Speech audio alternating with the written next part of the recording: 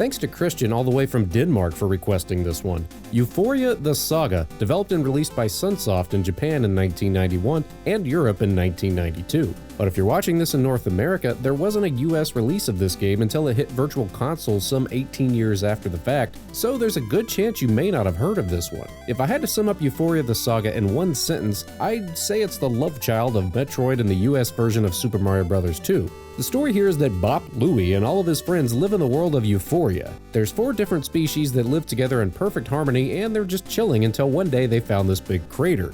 There was a big crystal at the bottom, and everyone but Bop Louie tried to reach in and grab it. Well, everyone fell in except Bop Louie, who climbs down the side of the crater after them. When he gets to the bottom, all of his friends have disappeared, and now it's up to you to pick up the mantle as Bop Louie, who sets off in this strange new world at the bottom of the crater, and your goal is to find all of your friends and escape back to Ufouria. Gameplay is centered around non-linear platforming with pretty standard controls, except that there's no run button. Instead, the B button will be used to utilize special attacks if you find them later on in the game, while the A button jumps. You can jump on enemies similar to Mario, except that you have to press down on the D-pad to actually damage the enemies. If you just jump on them, you'll take damage. Pressing down does kind of a stomp move in midair, so you actually damage them, and enemies sometimes drop these little face balls that the manual calls crystals. You can pick up these crystals and toss them at enemies, and one cool thing is that the crystals actually ricochet off the walls and still do damage. This comes in handy in boss fights where you're stuck in one room. You can also press the select button to bring up the menu screen, and that lets you switch between characters as well as utilize special items that you find throughout, such as the map.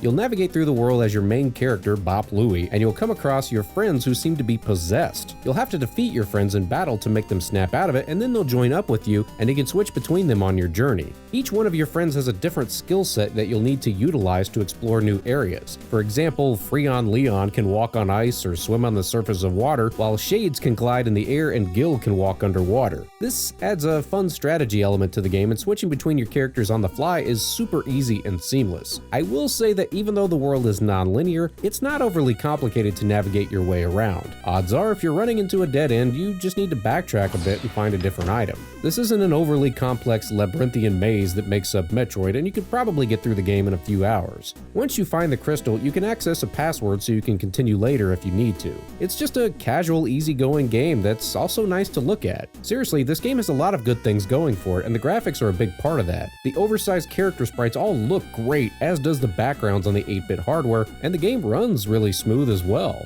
Exploring the areas and finding your way around is a lot of fun, and Ufouria the Saga also features a really nice soundtrack. The tunes are all solid and just sound good. The first area has a pretty lighthearted theme, but then as you get into some of the underground areas, it gets a bit more menacing and mysterious, and I like how it conveys the mood of the area you're exploring. The soundtrack was composed by Naoki Kadoka, who was also responsible for other great NES soundtracks such as Journey to Silius, Gremlins, the Batman games, and Blaster Master, among other things. Now, I will say that this game would benefit from a few quality of life improvements. Having to press down when you jump on the enemies is annoying. You get used to it, but even still, sometimes enemies will just jump up into you. For example, enemies burst out of these eggs and hit you when you jump over them, and there's not really a good way to defend against it. On top of that, whenever you take damage, your guy sits on the ground dazed for like 3 full seconds before you can get back up and move around. Thankfully, you're invincible for that time, but it still totally kills the pace of the game, especially if you're trying to backtrack.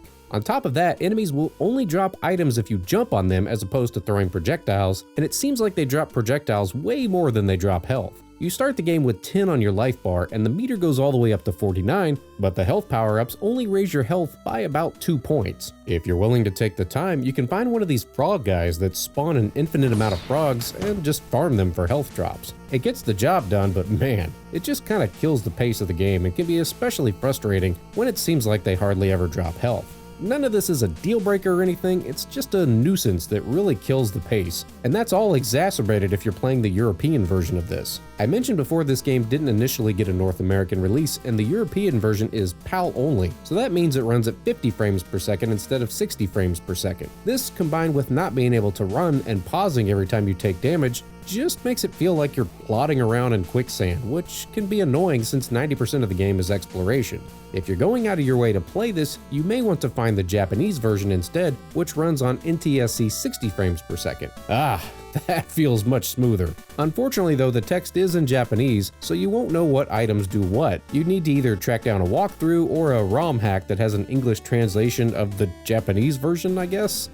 Also in the Japanese version, the birds poop on you. Sadly, you'll pay through the nose for physical copies of either version of these games, as they both run for over 70 or 80 bucks as a loose cartridge. Interestingly, the main character in the Japanese version looked a little different and looks more like a penguin. This is actually based off of the original Sunsoft mascot, and it turns out there was a whole series of games set in the Ufouria universe, released on Super Famicom, PlayStation, and the Saturn. The other games seem to be more of a puzzle-style genre, similar to Dr. Mario. Overall, Ufouria the Saga isn't going to be on any top 10 lists, but it's definitely worth a look if you're in the mood for a Metroidvania-style 8-bit adventure, or if you're a fan of Sunsoft games on the NES. What did you think of this one? What are some other similar types of games you'd like to see covered in a future episode?